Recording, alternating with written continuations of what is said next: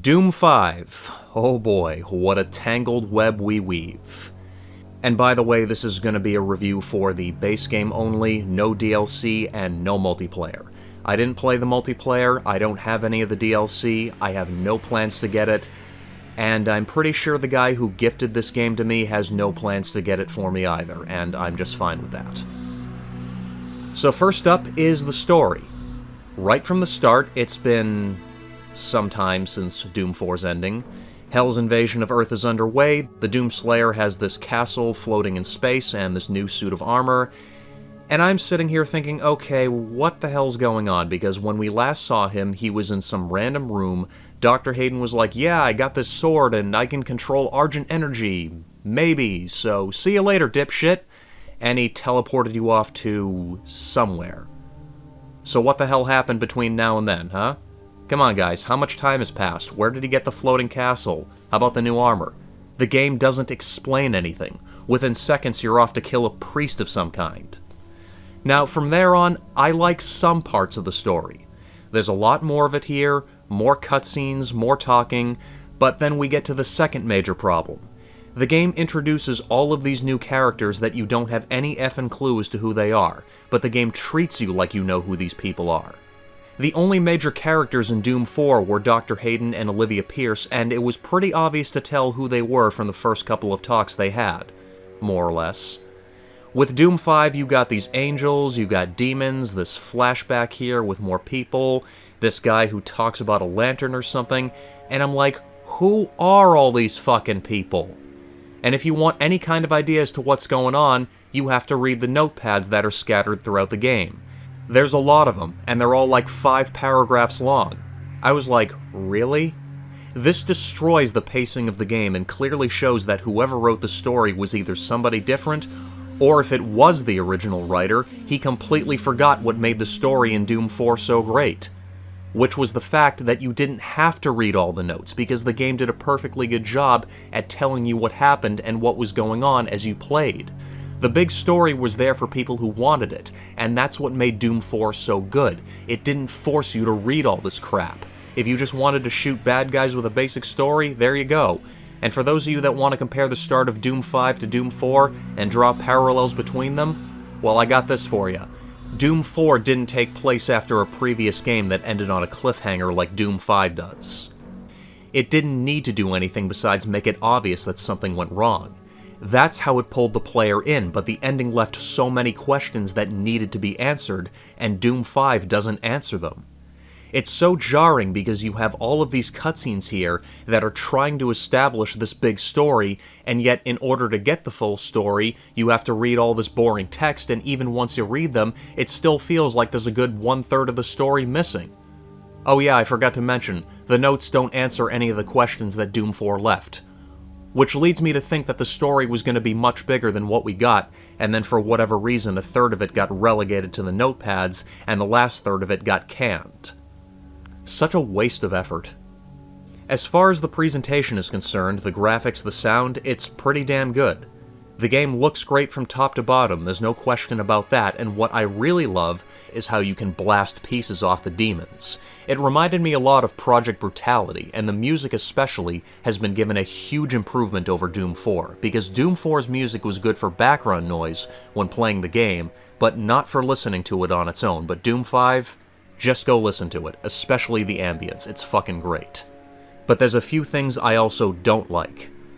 I don't know if it's the lighting or the texture setup, but there are times where Doom 5 takes on an almost comic book-like appearance with its over-the-top color palettes and very bright lighting, and I don't like it. Doom 4 had this muted, very grounded in reality look to it, even when you were in the depths of hell, and I preferred that a lot more than this. It's like the art style made the transition from science fiction to science fantasy. I'm not saying it looks objectively bad, I just don't like it.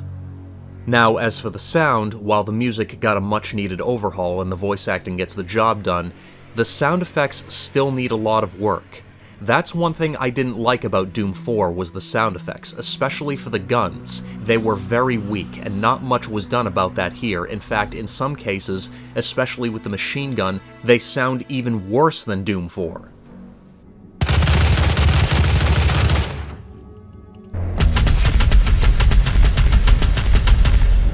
As far as the gameplay is concerned, it's still the same as Doom 4 on the surface. You know, the fast-paced, keep running around the area, shooting all the bad guys.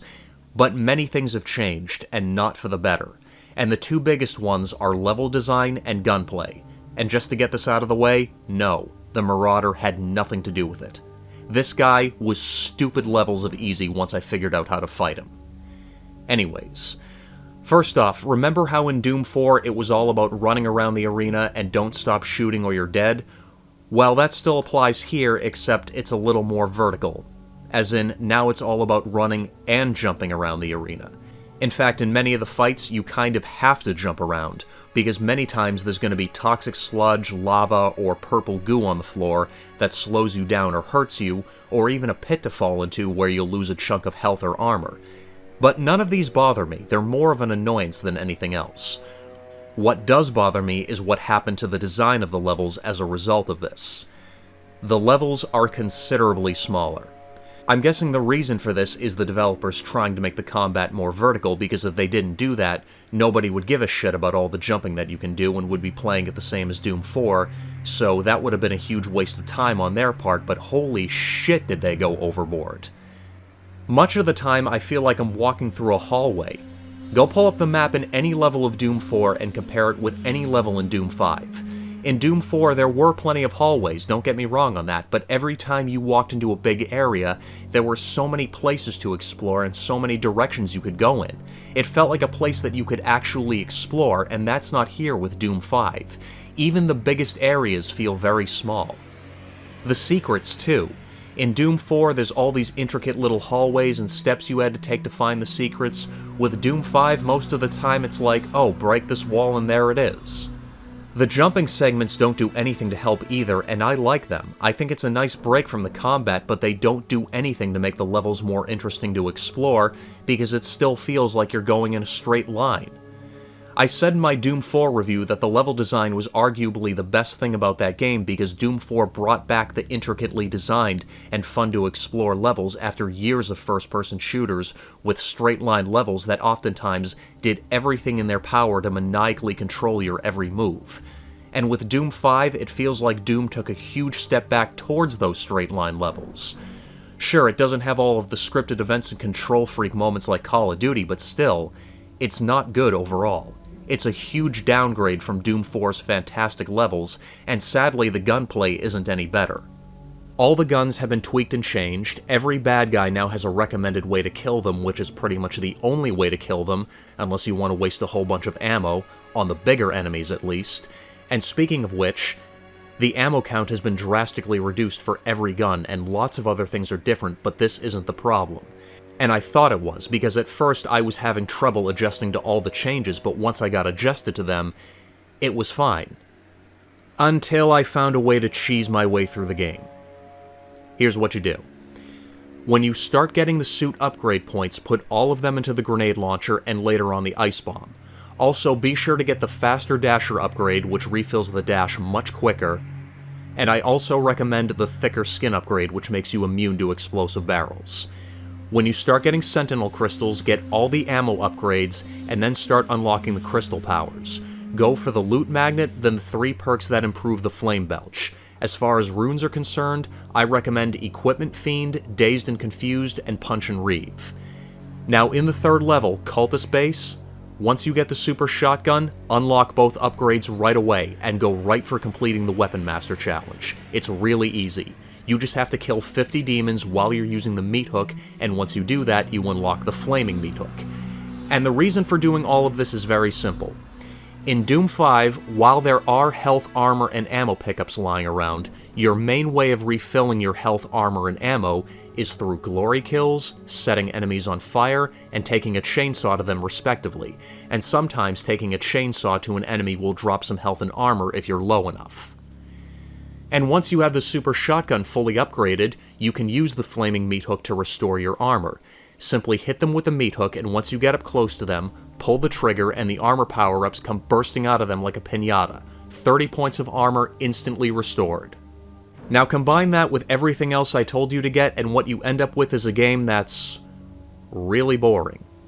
Nearly all of the fights boil down to fire a couple grenades, use the Flame Belch to drop some armor, and on the bigger enemies, use the Flaming Meat Hook a few times. Maybe take out the rocket launcher, or the chain gun, and use the Ice Bomb once in a while. It became a routine exercise in repetition, and it got really boring. And a big part of this is because it's so much easier to refill the essentials, and one key ingredient in this is that the chainsaw can hold 3 tanks of fuel, and when you're all out, the first tank will refill itself in about a minute, basically letting you use the chainsaw an infinite number of times. So all I really had to do was run around firing grenades, using the flaming shotgun on the bigger enemies until they dropped, and then chainsawing a weak enemy to refill my shotgun shells. And if I ran out of fuel and didn't have enough time to wait for it to refill, I used a different gun because by then the fight was pretty much over. And what adds to this is that if you fall off a cliff, it doesn't kill you. It just takes out a small chunk of health or armor and puts you safely back on whatever ledge you were standing on. And as I said earlier, it's ridiculously easy to refill that armor. And even if falling off a cliff does kill you, there's extra lives you can find throughout the game, and there's plenty of ways to farm them. Now in Doom 4, you could also use the super shotgun to kill most enemies in a few hits, and you did have a lot more ammo, but the thing that made Doom 4 so challenging is that it was much easier to die because you couldn't use all of these easy methods to refill your essentials like you can in this game. You also lost health and armor much quicker, so a few hits from the right attack, even with both of them maxed out, and you were in some serious trouble.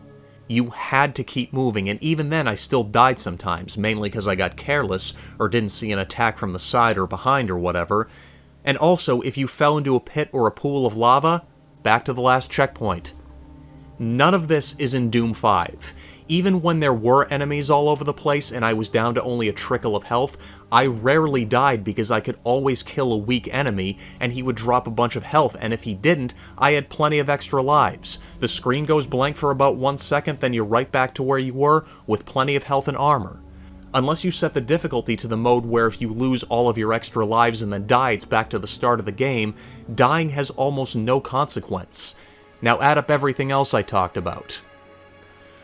Truth be told, by the time I had played Doom 5 to the point where I could form a solid opinion on the gameplay, I had lost interest in playing.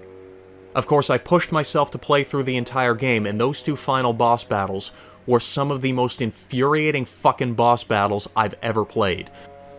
This whole game is one big letdown, and to make it worse, there were things I liked.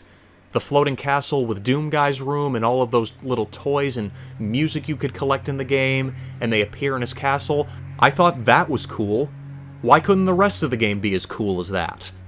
And another small thing I really love, you can unlock and wear the Doom 4 armor, and the Doom Guy will look like that even during the cutscenes after you put it on, even the opening cutscene, and thank fuck for this because I think the Doom 5 armor looks fucking retarded. And the game started out really strong, with a bunch of unanswered questions, but as the game went by and the story got more convoluted and it didn't answer any of those questions I had, it's like when Han Solo goes to jump the Falcon into hyperdrive and nothing happens. And as I said earlier, by the time I could form an opinion on the gameplay, I didn't care anymore.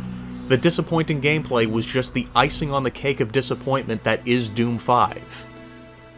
That being said, to my longtime followers, Doom 5 is not the new Resistance 2. Even though it has the potential to be. Maybe it's because at this point in my life I've been disappointed so many times that it just doesn't affect me anymore. As soon as I was convinced that Doom 5 was a disappointment, I was like, whatever, another one for the pile. And now the big question, should you play Doom 5?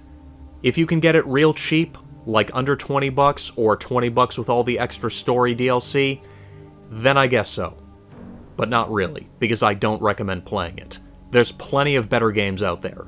Doom 4 is definitely worth playing, but if you play that and go into 5 expecting a good sequel, you're not gonna get one. And with that, I have nothing left to say on this game. See ya. Alright kids, thanks for watching. If you're already subbed to the channel or are about to, be sure to hit the bell so you get notified when I post a video, hit the like button, and give me some feedback. I don't care if it's good or bad.